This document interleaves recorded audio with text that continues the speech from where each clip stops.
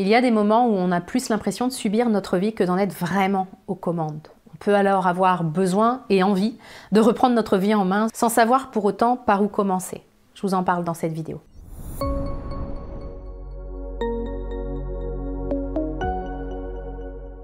Bonjour et bienvenue dans cette vidéo, mon nom est Nathalie Martin, je suis coach en éveil de conscience et j'accompagne depuis 2013 les personnes qui n'ont plus de temps à perdre pour prendre leur place dans leur vie et créer une vie qui les nourrit et les inspire.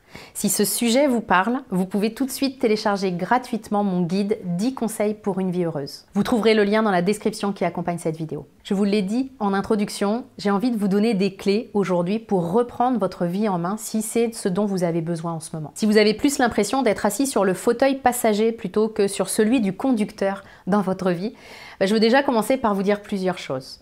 La première, c'est que je vous comprends. J'ai passé des dizaines d'années à avoir l'impression de subir les événements, subir les circonstances, de ne pas vraiment avoir ma vie en main. Je sais que je ne suis pas la seule et c'est normal parce qu'en fait, on ne nous a pas appris à être maître de nos vies, à prendre nos responsabilités, à prendre des décisions courageuses, à rêver, à écouter nos élans intérieurs. En résumé, on ne nous a pas appris à avoir pleinement notre vie en main. On nous a beaucoup plus appris à longer les murs, à ne pas faire trop de bruit, à ne pas déranger les autres, à ne pas prendre de risques. Et quand on passe des années, des dizaines d'années dans ce mode de fonctionnement, à avancer la tête dans le guidon sans même savoir où on va, on peut se réveiller un matin et franchement se demander ce qu'on fout là, tout simplement. On peut avoir cette sensation de marcher à côté de notre propre vie. Et c'est précisément à ce moment-là qu'on a envie de reprendre notre vie en main. Si c'est ce que vous vivez aujourd'hui, je veux que vous sachiez que c'est possible pour chacun de nous, y compris pour vous, de reprendre sa vie en main. Il n'y a aucune fatalité. On peut très bien avoir vécu des dizaines d'années à subir les circonstances et quitter ce mode de fonctionnement pour reprendre concrètement sa vie en main.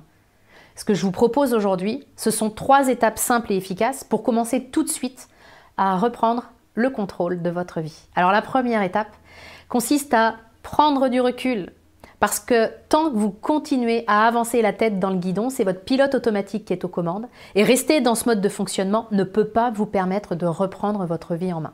Je vous invite donc à prendre du recul pour observer ce qui se passe aujourd'hui dans votre vie. Je vais vous poser des questions que je vous inviterai à explorer. Alors, je vous invite aussi à mettre la vidéo sur pause, à aller chercher un papier, un crayon et à noter les réponses qui vous viennent spontanément quand vous allez m'entendre vous poser ces questions. Première question, qu'est-ce qui fait aujourd'hui que vous avez l'impression de ne pas avoir votre vie en main? Cette question, elle est hyper importante. Parce qu'avoir sa vie en main, c'est un concept en fait. Et ce que j'amène les personnes que j'accompagne à faire à chaque fois, c'est sortir du concept pour rentrer dans le concret. Parce que chaque cas est unique. On peut être plusieurs à avoir l'impression de ne pas avoir notre vie en main, mais ça ne va pas se traduire de la même manière dans le concret de notre vie pour chacun d'entre nous. Et rappelez-vous que le changement, ça se crée dans le concret, pas dans le concept. Donc soyez factuel. Qu'est-ce qui fait que vous avez l'impression aujourd'hui de ne pas avoir votre vie en main? Prenez le temps de l'écrire. Est-ce que c'est que vous vivez dans un job qui ne vous convient pas? Est-ce que vous subissez des contraintes qui ne vous vont pas? Est-ce que vous vivez dans un endroit que vous n'avez pas choisi, avec quelqu'un que vous n'avez pas non plus choisi en conscience? Est-ce que ce sont les autres qui décident à votre place aujourd'hui dans votre vie? En résumé, que se passe-t-il concrètement et qui vous montre de manière factuelle que vous n'avez pas votre vie en main? Vraiment, je vous invite à ne pas passer trop rapidement sur cette question parce que vous avez une mine d'or d'informations et de pistes d'évolution dans les réponses. Deuxième question à explorer, qu'est-ce que ça vous coûte de vivre et de rester dans cette situation? Parce que ne pas avoir sa vie en main, se laisser porter par les circonstances, n'est pas sans conséquences. C'est important que vous puissiez lister ce que ça vous coûte. Est-ce que ça vous fait vivre des émotions désagréables? Est-ce que c'est votre confiance en vous qui est atteinte aujourd'hui, votre estime de vous-même? Est-ce que ça vous coûte du temps? Parce que vous avez le sentiment que les années passent sans vraiment vous nourrir, sans vraiment vous faire vibrer? Est-ce que vous avez le sentiment de perdre des années précieuses de votre vie? Est-ce que ça vous coûte de ne pas oser être vous-même, de porter des masques, de faire semblant que tout va bien, alors qu'intérieurement, vous sentez que vous n'êtes pas vraiment au top? Quel est le prix que vous payez à rester dans cette sensation de ne pas avoir votre vie en main? Alors évidemment, je le sais, cette question, elle n'est pas hyper confortable. On pourrait même avoir envie de la balayer d'un revers de main. Et pourtant, elle est vraiment importante. Parce que changer, ça demande des efforts. Passer d'une vie que l'on subit à une vie que l'on contrôle, ça demande des changements, ça demande des efforts et tout effort demande de la motivation. Là, justement, cette motivation, vous pouvez la trouver quand vous prenez vraiment conscience que ne pas bouger a un prix élevé que vous payez peut-être depuis des années sans même en être conscient. Parce qu'évidemment, votre ego, encore lui, vous fait sans cesse mesurer le prix du changement, ce que ça va vous coûter si vous bougez. Il vous fait même croire que votre situation n'est pas si pire que ça et que c'est finalement pas dramatique si elle dure plus longtemps. Il oublie complètement de vous faire mesurer le prix du non-changement. Rester dans cette situation exactement telle qu'elle est, rester dans cette sensation de subir votre existence, ça a un prix et c'est important d'en être conscient. Alors maintenant, chaque médaille a son revers, comme je le dis souvent. Ce qui veut dire que subir les circonstances a un prix, on vient de le voir, mais ça présente aussi son lot d'avantages, son lot de bénéfices. Alors là aussi, cette notion peut être complètement contre-intuitive parce que quand on subit sa vie, ça occasionne forcément des souffrances. Et quand on souffre, on peut avoir l'impression que notre situation, elle est vraiment inconfortable et qu'elle ne présente que des inconvénients. Ce n'est pas le cas. Je vous invite donc à explorer maintenant cette nouvelle question. Quels sont les bénéfices pour vous de rester dans cette situation exactement telle qu'elle est? Quel avantage avez-vous à ne pas bouger, à ne pas changer votre situation actuelle? Alors l'idée ici, c'est pas de minimiser l'inconfort et la souffrance que vous vivez, mais je veux juste vous amener à prendre conscience de la raison qui fait que cela fait peut-être bien longtemps que vous vivez cette situation et que vous ne bougez pas. Vous ne bougez pas parce que rester dans cette situation, même si elle est inconfortable, présente des avantages. Je vous laisse mettre la vidéo sur pause et lister les bénéfices que vous avez aujourd'hui à rester dans cette situation et à ne pas reprendre votre vie en main. Alors pour beaucoup de personnes, l'avantage c'est que même si leur vie aujourd'hui ne leur convient pas, elle a le mérite d'être connue, le mérite d'être habituelle. Changer, ça voudrait dire partir vers l'inconnu et ça leur fait vraiment peur. Donc ne pas bouger, ça a au moins le bénéfice d'éviter d'affronter leur peur, d'éviter de tout bousculer, de rester dans quelque chose de connu, même si c'est pas confortable. Ça évite de prendre des décisions aussi. Ça évite de risquer d'être jugé ou de perdre tout ce qu'on a construit. Est-ce que vous voyez les bénéfices que vous avez aujourd'hui à ne pas bouger?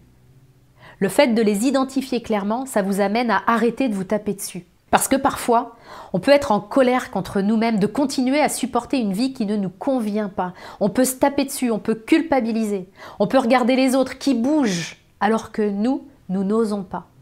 On peut même en venir à se poser cette question de mais qu'est-ce qui cloche avec moi pour que je ne réussisse pas à reprendre ma vie en main? En fait, il n'y a rien qui cloche avec vous. C'est simplement que rester dans cette situation, même si elle est inconfortable, présente des avantages. Maintenant, vous l'avez vu, rester dans votre vie telle qu'elle est aujourd'hui est finalement un mélange de coûts et de bénéfices. Maintenant que vous le voyez en conscience, vous pouvez passer à la deuxième étape, qui consiste à prendre une décision. Maintenant que vous avez davantage de clarté sur ce qui se passe, vous êtes en mesure de décider ce que vous avez envie de faire. Maintenant, est-ce que vous avez envie de changer, de bouger quand vous voyez les avantages et les inconvénients? Alors je vais vous faire une précision importante. Ce n'est pas parce que vous décidez de vous mettre en mouvement aujourd'hui que vous allez perdre tout ce que vous avez construit.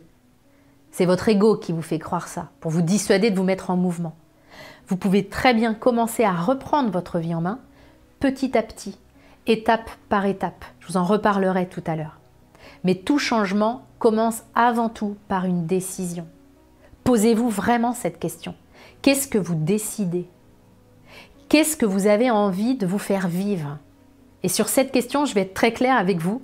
Vous n'avez de compte à rendre à personne. C'est votre vie, c'est vous qui décidez. Vous pouvez très bien décider de ne rien changer à votre vie, de continuer à faire ce que vous avez toujours fait et de continuer à subir les circonstances. Vous avez le droit, c'est votre vie. Encore une fois, vous n'avez de compte à rendre à personne. Et si je fais cette vidéo, c'est pas pour vous dire qu'il faut que vous repreniez votre vie en main, que c'est important, que vous devez absolument le faire. Parce qu'en fait, la réalité, c'est qu'il ne faut rien. C'est important pour moi de sortir de toutes ces injonctions, de ces « il faut », de ces « je dois ». Comme je le dis souvent, il ne faut rien, vous ne devez rien. Vous pouvez choisir de le faire ou non. Donc je ne suis pas en train de vous dire que vous devez reprendre votre vie en main. En revanche, ce que je suis clairement en train de vous dire, c'est que vous pouvez choisir de le faire. Vous pouvez décider de le faire. La question, c'est est-ce que vous êtes prêt à prendre vraiment cette décision? Et là, on a deux options. Option numéro 1, vous réalisez que vous n'êtes pas prêt à changer. Alors dans ce cas, vous avez deux choses à faire dès maintenant. Premièrement, lâchez-vous la grappe. Foutez-vous la paix avec le développement personnel puisque vous voyez que vous n'êtes pas prêt à changer. Donc arrêtez de vous pousser pour changer. Parce qu'il y a de fortes chances que de toute façon, vous ne mettiez rien en place, que vous ne passiez pas à l'action. Pas parce que vous n'êtes pas capable d'avancer ou de changer, mais parce que vous n'êtes pas prêt à changer. Et que clairement, on ne tire pas sur la tige d'une fleur pour la faire pousser plus vite. Vous n'êtes pas prêt, vous avez le droit de ne pas l'être, donc foutez-vous la paix. Deuxième point, si vous réalisez que vous n'êtes pas prêt à changer, réfléchissez à la manière dont vous allez assurer le service après-vente de cette décision. Ce que j'entends par là, c'est qu'il est impossible d'être heureux, épanoui, serein, léger dans une vie où on n'est pas aux commandes, dans une vie où on subit les circonstances. Du coup, la question, c'est qu'allez-vous mettre en place pour supporter votre quotidien, pour supporter les émotions que vous allez vivre? Si vous connaissez l'EFT, par exemple, cette technique de libération émotionnelle, vous allez sans doute avoir besoin de vous tapoter la face plusieurs fois par jour parce qu'il y a des choses qui vont venir vous chercher. Ça fera partie du service après-vente, de votre décision de ne pas changer. Alors en passant, je ne rentre pas dans les détails de la technique de l'EFT, mais j'ai fait une vidéo à ce sujet, vous la trouverez facilement sur ma chaîne. Donc ça, c'était l'option 1 si vous n'êtes pas prêt à changer. Et vous pouvez même arrêter de regarder la vidéo parce que dans la suite de cette vidéo, je vais vous parler de l'option 2, c'est-à-dire de celle qui se produit quand vous réalisez que vous êtes prêt à changer. Ça y est, votre décision, elle est prise parce que vous sentez que le prix à payer pour ne pas vivre pleinement votre vie, il est trop fort. Et que vous avez envie d'autre chose. Vous avez envie de vous sentir vivant, à votre place, pleinement aux commandes de votre vie. Dans ce cas-là, je vous invite à prendre le temps d'écrire noir sur blanc votre pourquoi. J'entends par là la réponse à cette question. Pourquoi est-ce important pour vous de changer?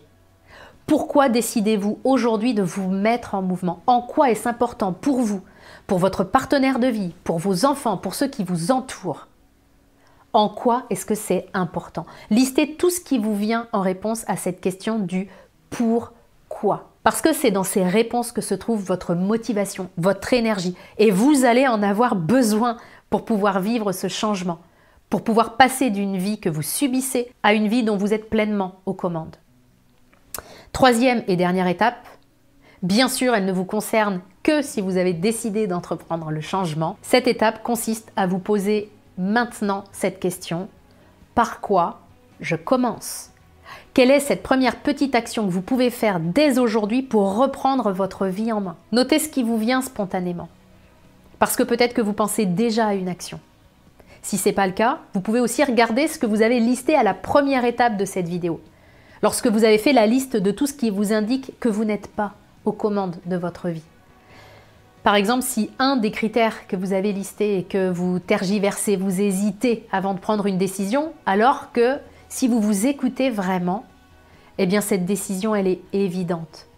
Vous savez que la première petite action possible, c'est peut-être d'enfin trancher, de vous faire confiance et de prendre cette décision. L'idée ici, dans cette troisième et dernière étape, vous l'aurez compris, c'est de sortir du concept, donc de notre tête, pour rentrer dans le concret, dans la réalité. Parce que reprendre votre vie en main va passer par des actions concrètes. Quel est donc ce premier petit pas possible que vous pouvez faire dès maintenant? Si vous avez envie d'aller plus loin, si vous avez envie de reprendre concrètement votre vie en main, mais que vous sentez que vous ne savez ni comment faire, ni par où commencer, la première petite action possible, ça peut être de vous inscrire à mon programme 21 jours pour reprendre votre vie en main. C'est un programme d'auto-coaching complet pour vous permettre en un temps aussi court que 3 semaines de passer de cette sensation de subir les circonstances à cette sensation d'être pleinement aux commandes de votre vie. Je vais vous mettre le lien dans la description qui accompagne cette vidéo pour que vous puissiez consulter tous les détails de ce programme, qui a déjà aidé des centaines de personnes à reprendre le contrôle de leur vie, et ressentir si vous avez envie de le rejoindre, envie de vous offrir cette expérience. Merci d'avance de commenter, partager, liker cette vidéo. En faisant ça, vous apportez une contribution qui est vraiment très importante et je vous en remercie d'avance. À très bientôt.